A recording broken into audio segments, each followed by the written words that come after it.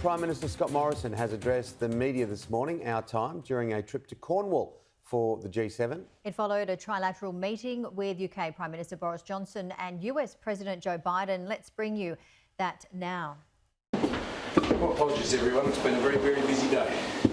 But it has been a very, I think, important day for Australia to have the opportunity, as we have over the course of today, to be sitting down with the leaders of the largest advanced economies and liberal democracies around the world.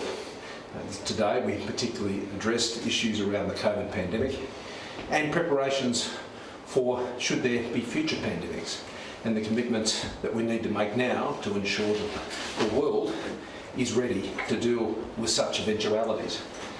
In addition to that, it was also a great privilege to meet with the host of this summit with Prime Minister Johnson and talk about the many issues that we're working through at the moment, including, as we continue to work to reach agreement on our free trade agreement. In addition to that, to have the rather unique opportunity for a trilateral meeting between President Biden, Prime Minister Johnson and myself. That is not a usual opportunity that we have had in these meetings in the past, and very much welcome the opportunity to do it here in Carbis Bay. How many times did the word China come up in the trilateral meeting? Well, you wouldn't expect me to be going into any detail about the specific discussions. What we had the opportunity today was to discuss the Indo-Pacific situation more broadly. Australia has no greater friends than the United States and the United Kingdom, and we've been working together on our respective security issues for a very long time. And so we had a good opportunity to talk about those today and look to see how we can further cooperate in the future. The situation only reinforces the need for us to have deeper cooperation. It's been reported that Joe Biden's concerned about liberal democracies coming under threat and autocracies, I guess, like China in particular and Russia rising. Are meetings like this about addressing that, trying to give liberal democracies a bit more oomph?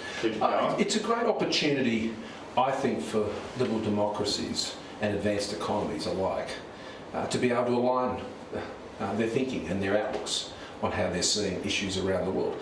And that relates to how we're responding particularly on COVID.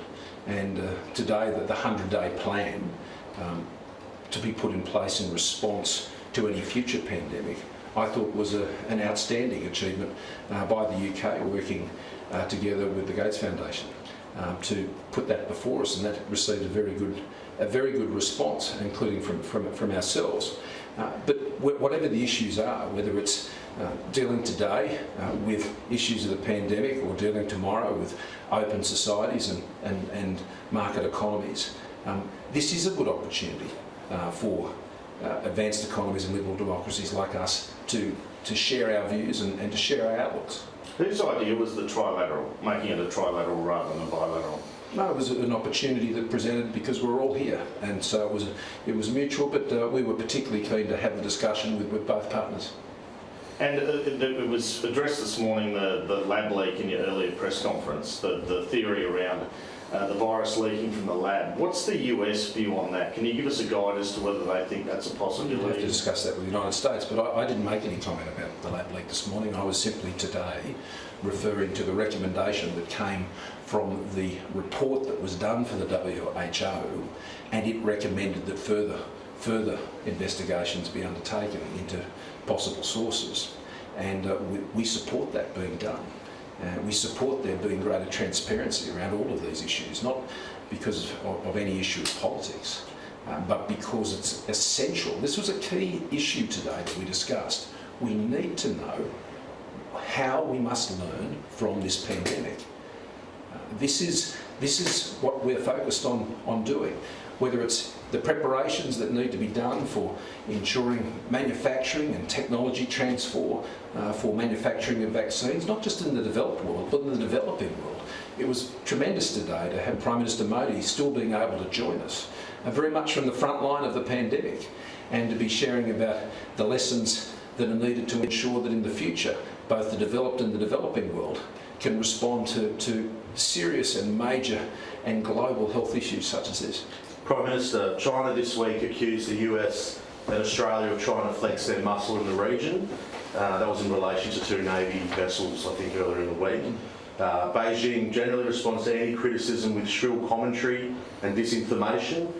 As Australia's largest trading partner, how does the government manage the security, cyber and strategic threats while maintaining that economic relationship with China? Well, I think to just be consistent. And we are for a stable and peaceful and open Indo-Pacific. That's in everybody's interest. It's in Australia's interest, it's in China's interests, and for the free trade that can occur throughout the region. Australia has benefited greatly from China's economic success. China has benefited greatly from Australia's trade with them. And of course we want to see that continue. We have a comprehensive strategic partnership with China, and partnerships are about managing issues that occur within the relationship. We of course would like to see the dialogue that was occurring to continue again and start again, but that's very much an issue for China. Is that relationship status quo, or is it going one way or the other? I mean, how do you define or... Well, I always remain optimistic, but at the same time, I mean, Australia's position on the 14 points that have been set out by the Chinese Embassy in Australia is crystal clear. Crystal clear. But Australia is always ready to sit around a table and talk through how our partnership can be made to work. Now, that's in the interest of everybody in the region, and that's where our focus is.